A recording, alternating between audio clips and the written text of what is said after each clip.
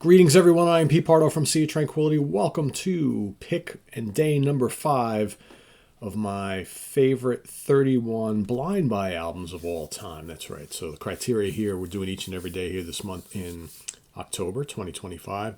Those albums that you bought sight unseen, right? You saw the album cover, you knew you had to have it, had no idea who the band or artist was, what the music sounded like. All you knew is that it looked really cool, and you were going to take a chance on it. And then when you did, and you brought it home, you put that album or CD or cassette or 8-track in its player, you were like, wow, that was a great choice. That was a great blind buy because I love this album. I'm totally digging it. And maybe you became a fan going forward, right? It's kind of what we're doing each and every day here this month. So I mentioned on yesterday's show where I talked about Robin Trower live. I remember telling you how in the sleeve of the vinyl, there was no credits and pictures and lyrics and all that sort of thing. It was just basically a Chrysalis Records roster listing of other albums in the Chrysalis catalog. And I happened to see a band there with a cool name and a bunch of their albums listed. It's like, didn't know the band, this was probably 1978, so I was 12 years old. Wasn't yet reading music and rock and metal magazines yet. And just basically going on, what I see, albums I see that look kind of cool.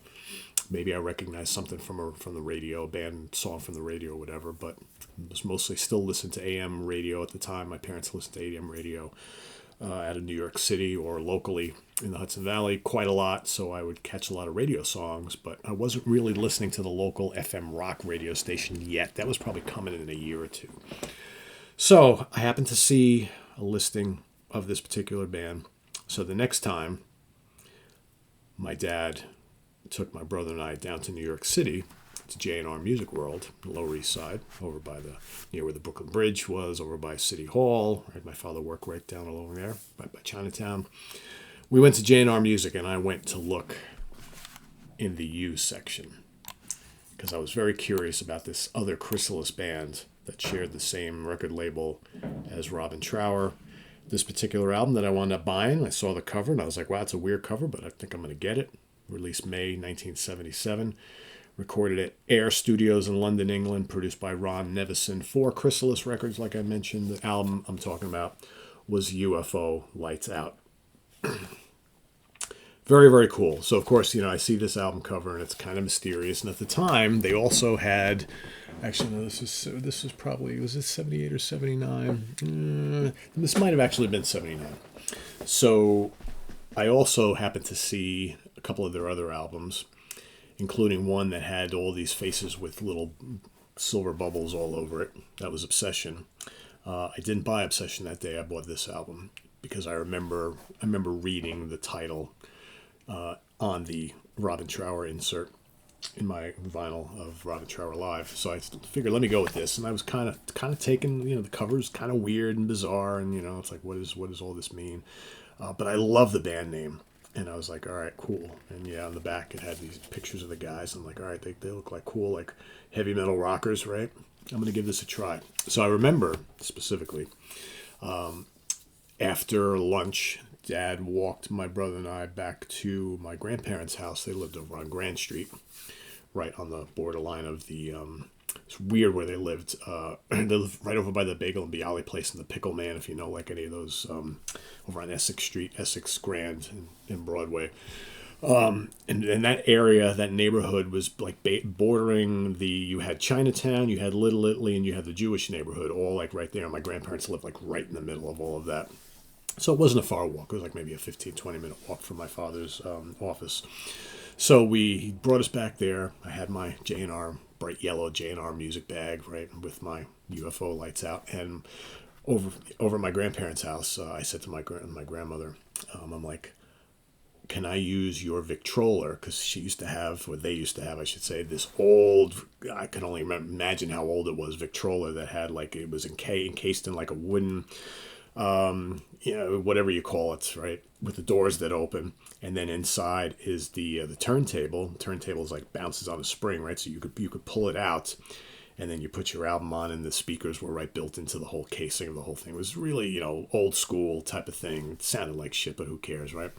So I asked my grandmother if I could play the album.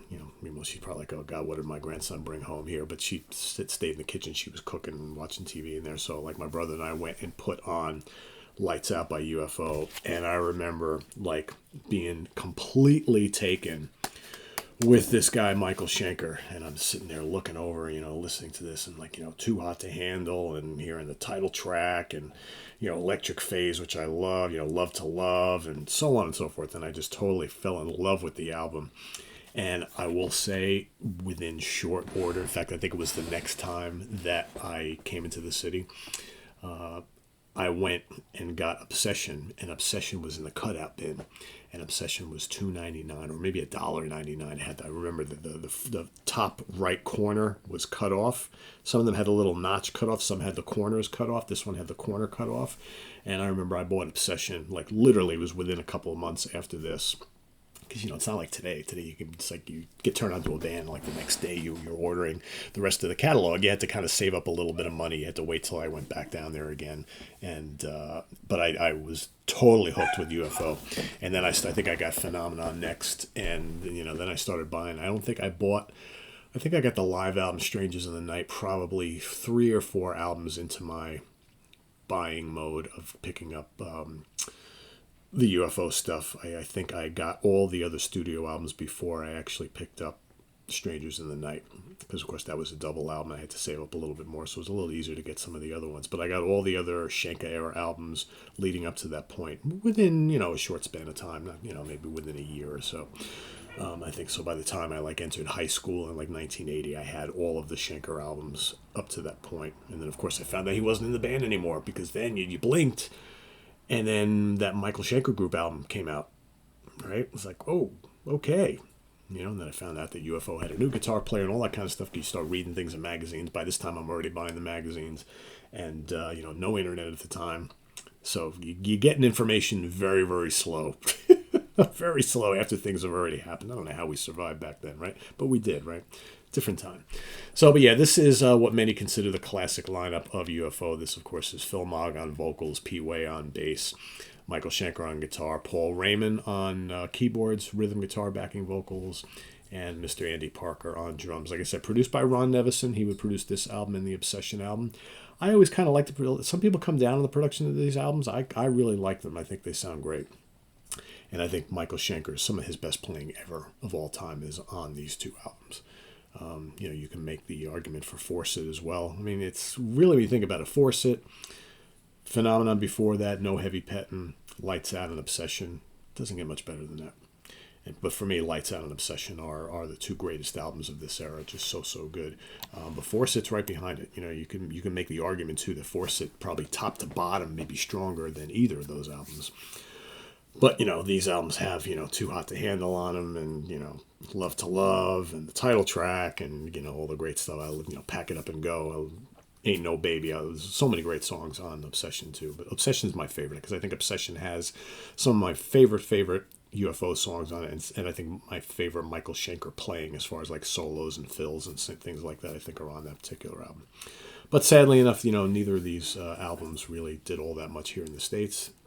Kind of like Thin Lizzy, right? You have these 2 bands, these 2 great UK bands who just never really made it big here, It is what it is. It's a shame, because both bands were absolutely amazing. And UFO, one of my favorite bands of all time, so love it. So yeah, I saw this Hypnosis album cover.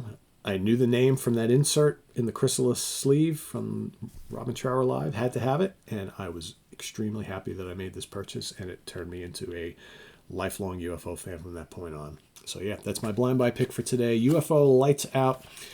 Let us know what you think of this down in the comments below, as well as your blind buy pick for today, and we'll see you tomorrow for another one. Till then, visit us on the web at www.seatranquility.org. We're on Facebook, YouTube, and Instagram all the damn time. Please subscribe if you haven't already, and click on that notification bell so you get alerted of all of our content as a post. And please do hit the like button before you leave. Also, down below, we got the links to our Ko-Fi page for channel donations, our merch page, our Cameo page, and the Sea of Tranquility membership options. They all help out the channel, folks, so anything you do is greatly appreciated. Thanks for your support. And we'll see you soon here with more stuff coming up in just a little bit. Grant, Arthur, and I will be walking into the Ranking the Album Zoom to bring you our ranking of the catalog of Artful Dodger. Very cool band from Fairfax, Virginia, who released 3 albums on Columbia Records in the late 70s, 1 album on Areola Records, and then kind of called it a day, although they still are sort of together to this day. I guess they play live occasionally and whatnot, but they haven't released any new material in quite a long time. But very, very cool band if you like just regular rock music, power pop, right? Very, very cool band if you like the Raspberries and Badfinger and the Stones and the Who and stuff like that. That's kind of like the little reference points you'll get. Maybe Cheap Trick as well. So go check out our episode in just a little bit, ranking the albums of Artful Dodger. And then tonight I will be bringing you the next episode of Talkin' Jazz. It's my little kind of primer of the original early jazz guitar pioneers. So stay tuned for that coming up tonight. Till then, I'm Pete Pardo. Thanks for watching, everybody. Bye-bye.